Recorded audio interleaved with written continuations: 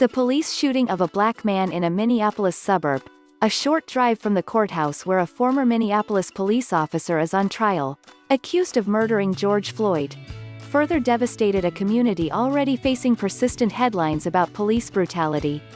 On Monday, the police chief of Brooklyn Center, Minn, north of Minneapolis, said the officer who shot and killed 20-year-old Daunte Wright during a traffic stop the day before may have intended to use a taser, not a firearm. It is my belief that the officer had their intention to deploy the taser but instead shot Mr. Wright with a single bullet, said Brooklyn Center Police Chief Tim Gannon, adding that he believes this was an accidental discharge.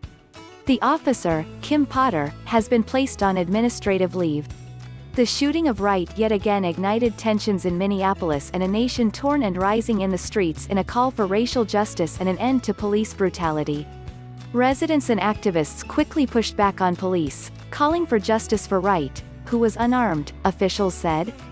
Daunte Wright is yet another young black man killed at the hands of those who have sworn to protect and serve all of us, not just the whitest among us, Benjamin Crump, a civil rights attorney representing the Wright family, said.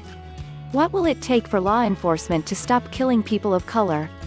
The growing number of black men and women who have been killed or harmed by police is far too hefty a price for the equality we are seeking.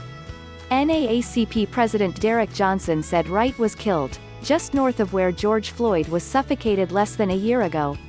Both were fathers, both were black men, both died at the hands of police. Whether it be carelessness and negligence, or a blatant modern-day lynching, the result is the same. Another black man has died at the hands of police, Johnson said. During a press conference Monday, Gannon played a video clip from Potter's body camera.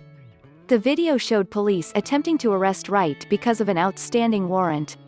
Wright broke free from the officers, hopped back into his car and drove off after the officer fired. What appears to be a woman's voice shouts, "Taser, taser, taser," before a gun was fired.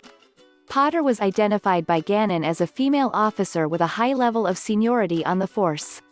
Outside the police department headquarters on Monday, state troopers, local police and National Guardsmen lined up wearing helmets and face shields, holding batons.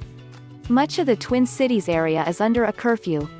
People drove by honking support at the handful of protesters across the street, or yelling toward the officers.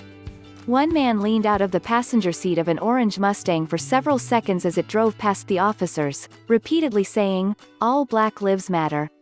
"I am a mother," activist Nelima Sitati Munene said. "I have a son who's about the same age as Daunte who drives in the Twin Cities every day.